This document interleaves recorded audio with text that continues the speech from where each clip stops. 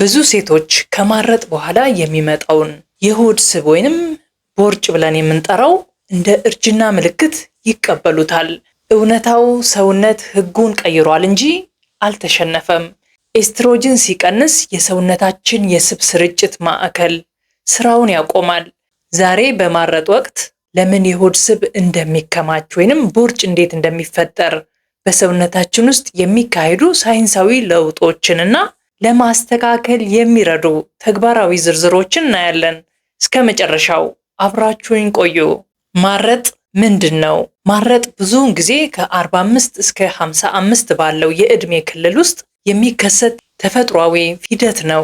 ይህ ወቅት የወር አበባ መቆም ብቻ ሳይሆን በሰውነታችን ውስጥ ከፍተኛ የሆነ የሆርሞን ሽግግር የሚደረግበት ወቅት ነው። በዚህ ሂደት ውስጥ ቀዳሚው ሚና የምትጫወተው ኢስትሮጅን የተባለችው ሆርሞን ናት። ኢስትሮጅን በሴቶች ሰውነት ውስጥ ስብ የት አካባቢ መከማቸት እንዳለበት የምትወስን ሲሆን እንደ ተቆጣጣሪ ማዕከልም ሆና ታገለግላለች። ከማረጥ በፊት ባለው ጊዜ ከፍተኛ የኢስትሮጅን መጠን ስብ በብዛት በዳሌና በታችኛው የሰውነት ክፍል ወይንም ሰብኩታኒየስ ፋት እንዲከማች ያደርጋል። ይህም ፒር ሼፕ የሚባለውን የሰውነት ቅርጽ ይሰጠናል። ሆኖም ግን ማረጥ ሲከሰትና የኢስትሮጅን መጠን በከፍተኛ ሁኔታ ሲቀንስ የሰውነታችን የስብ ስርጭት ይቀየራል። ሰውነታችን ስብን ከታችኛው የሰውነት ክፍል ይልቅ ወደ ሆድና ወገብ አካባቢ ማከማቸት ይጀምራል። ይህ የምርጫ ጉዳይ ሳይሆን የሆርሞን መዛባትን ተከትሎ የሚመጣ ባዮሎጂያዊ ምላሽ ነው። በዚህም ምክንያት ቪሰራል ፋት የሚባለውና በውስጥ አካላታችን ዙሪያ የሚጠመጠመው አደገኛ ስብ እንዲከማች መንገድ ይከፍታል። ይህ በሆድ አካባቢ የሚከማች ስብ በሕክምናው ቪሰራል ፋት በመባል ይታወቃል። ይህ ስብ ከቆዳችን በታች ከሚገኘው ተራ ስብ ወይንም ሰብኩታኒየስ ፋት በባህሪው ይለያል።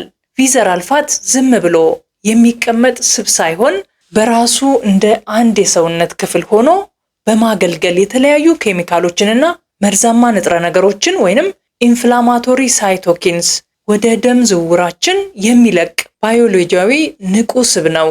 ይህም በቀጥታ እንደ ጉበት፣ ኩላሊትና ልብ በመሳሰሉ አስፈላጊ የውስጥ አካላታችን ዙሪያ በመሸፈን ተግባራቸውን ያውካል።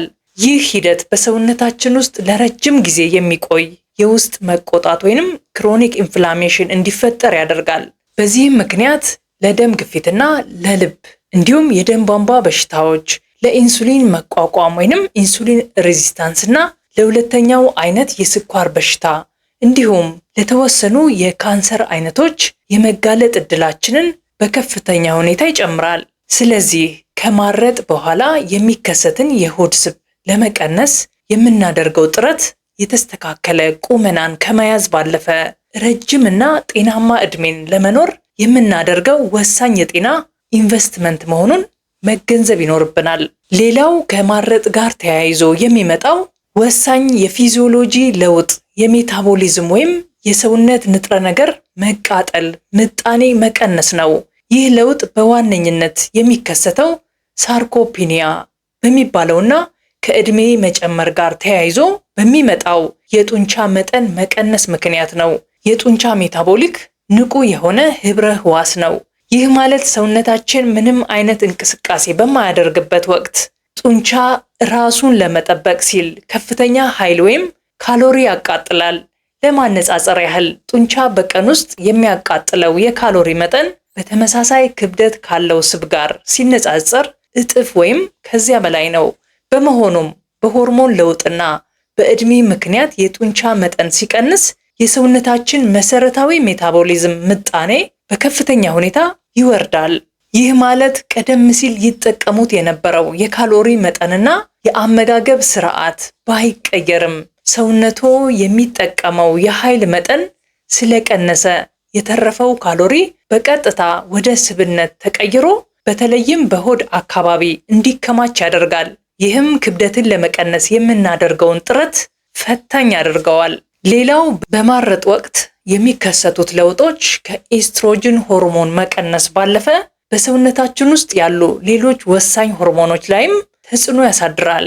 አንደኛውና ዋናው የኢንሱሊን ስሜታዊነት ወይንም ኢንሱሊን ሴንሲቲቪቲ መቀነስ ነው። በዚህ የሽግግር ወቅት ሰውነታችን ለኢንሱሊን የሚሰጠው ምላሽ ይዳከማል። ይህም የኢንሱሊን መቋቋም ወይንም ኢንሱሊን ሬዚስታንስ ወደሚባል ደረጃ ሊያደርሰን ይችላል። በዚህ ጊዜ ሴሎቻችን በደማችን ውስጥ ያለውን ስኳር ወይንም ግሉኮስ ለኃይል ምንጭነት በአግባቡ መጠቀም ስለማይችሉ ቆሽታችን ወይንም ፓንክሪያስ ሁኔታውን ለማስተካከል ሲል በከፍተኛ መጠን ኢንሱሊን ማምረት ይጀምራል። ከዚህ በተጨማሪ ኮርቲሶል የተባለው የጭንቀት ሆርሞን ሚና እጅግ ከፍተኛ ነው። በድንገት የሚከሰት ትኩሳት፣ የሌሊት ላብና የእንቅልፍ መዛባት የመሳሰሉት ምልክቶች ሰውነታችንን የማያቋርጥ ውጥረት ውስጥ እንዲገባ ያደርጉታል። ይህ ውጥረት የኮርቲሶል መጠንን ከፍ ያደርገዋል። ኮርቲሶል ደግሞ በልዩ ሁኔታ በሆድ አካባቢ የሚገኙትን የስብ ሴሎች በማነቃቃት ስብ በውስጥ አካላችን ዙሪያ እንዲከማች ባዮሎጂያዊ ትዕዛዝ ያስተላልፋል። ስለዚህ የሆድ ስብን ለመቀነስ የደም ስኳርን ማመጣጠንና ጭንቀትን መቆጣጠር ከምንም በላይ ወሳኝ የሚሆነው ለዚህ ነው። መፍትሄው ካሎሪን በመቀነስ ራስን ማስራብ ሳይሆን የሰውነታችንን ባዮኬሚስትሪ የሚቀይር የአመጋገብ ስልት መከተል ነው። እነዚህን 4 ነጥቦች ልብ በሉ። አንደኛው ፕሮቲንን ቅድሚያ ይስጡ። በእያንዳንዱ ምግባችሁ ውስጥ ፕሮቲን መኖሩን አረጋግጡ። በሳይንሳዊ አገላለጽ ፕሮቲን ከፍተኛ ቴርሚክ ኢፌክት አለው። ይህ ማለት ሰውነታችን ፕሮቲን ለማቀነባበር ብዙ ኃይል ያቃጥላል። በተጨማሪም የጡንቻ መላላትን በመከላከል ሜታቦሊዝምን ያነቃቃል። እንደ እንቁላል፣ አሳ፣ የዶሮ ስጋና እንደ ባቄላና አተር ያሉ ጥራጥሬዎች ተመራጭ ናቸው። ሁለተኛው የፋይበር መጠንን ከፍ አድርጎ አትክልትና ጥራጥሬዎች ለሆድ ስብ መጥፋት ትልቅ ሚና አላቸው። ፋይበር በደማችን ውስጥ ያለውን የኢንሱሊን መጠን በማረጋጋት ስብ እንዳይከማች ይረዳል። ሶስተኛው ጤናማ ቅባቶችን አይፍሩ። ብዙዎች ስብ መመገብ ይፈራሉ። ነገር ግን እንደ አቮካዶ፣ ለውዝ፣ ተልባና የወይራ ዘይት የመሳሰሉ ጤናማ ቅባቶች ለሆርሞን ምርት እጅግ አስፈላጊ ናቸው። እነዚህ ቅባቶች የረሃብ ስሜትን፣ ሆርሞኖችን በማነቃቃት ለረጅም ሰዓት ጠግበን እንድንቆይ ያደርጉናል። አራተኛው የተቀነባበሩ ካርቦሃይድሬቶችን ያስወግዱ። ነጭ ዱቄት፣ ነጭ ሩዝና ጣፋጭ መጠጦች ለሆድ ስብ መከማቸት ቁጥር 1 ምክንያት ናቸው። እነዚህ ምግቦች የደም ስኳርን በፍጥነት በመጨመር ኢንሱሊን እንዲባክን ያደርጋሉ።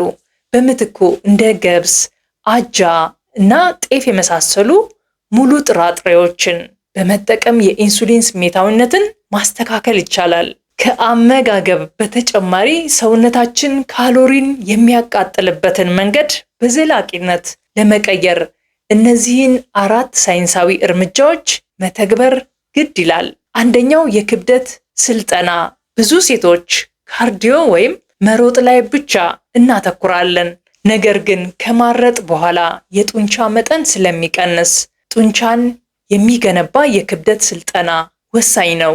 ክብደትን ማንሳት ወይንም የራስን የሰውነት ክብደት ተጠቅሞ መስራት ሜታቦሊዝምን በከፍተኛ ሁኔታ ያፋጥናል። ሁለተኛው እንቅልፍ ማጣት ግሪሊን የተባለውን የረሃብ ሆርሞን ከፍ ሲያደርግ፣ ሌፕቲን የተባለውን የጥጋብ ሆርሞን ደግሞ ይቀንሳል። በቀን እስከ 8 ሰዓት ጥሩ እንቅልፍ ማግኘት የደም ስኳርን ለማመጣጠንና የሆድ ስብን ለመቀነስ ከምግብ ባልተናነሰ አስፈላጊ ነው። ሶስተኛው ጭንቀት።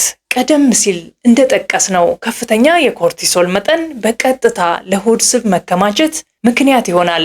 እንደ ጥልቅ ትንፋሽ ወይንም ዲፕ ብሬዚንግ ቢያንስ 3 ጊዜ በቀን 3 ጊዜ ብትተነፍሱ ትልቅ ጥቅም ታገኛላችሁ። ዮጋ የመሳሰሉ ልምዶችን የነርቭ ስርዓታችንን በማረጋጋት የኮርቲሶልን መጠን ዝቅ ያደርጋሉ። የሚወዱትን የትርፍ ጊዜ ማሳለፊያ ማዘውተርም የሆርሞን ሚዛንን ለመጠበቅ ጥልቅ ሚና አለው። አራተኛ የውሃ አጠቃቀም። ውሃ መጠጣት ለምግብ መፈጨት ብቻ ሳይሆን ሜታቦሊዝምን በጊዜያዊነት ከ24 እስከ 30% የመጨመር አቅም አለው። በቀን ከ8 እስከ 10 ብርጭቆ ውሃ መጠጣት የሰውነትን መርዛማ ንጥረ ነገሮች ለማስወገድና የረሃብ ስሜትን ለመቆጣጠር ይረዳል። ማረጥ አዲስ የጤና ምዕራፍ እንጂ የውበት ማብቂያ አይደለም። የሰውነታችንን ሳይንሳዊ ለውጥ ተረድተን ስልታዊ እርምጃዎችን በመውሰድ ጤናማና ንቁ ህይወት መምራት እንችላለን። ይህ ትምህርት ጠቃሚ ሆኖ ካገኛችሁት ለሌሎች እህቶች እንዲደርስ ሼር አድርጉት። በሚቀጥለው ቪዲዮ እስከምንገናኝ ጤናማ ሆናችሁ ቆዩኝ።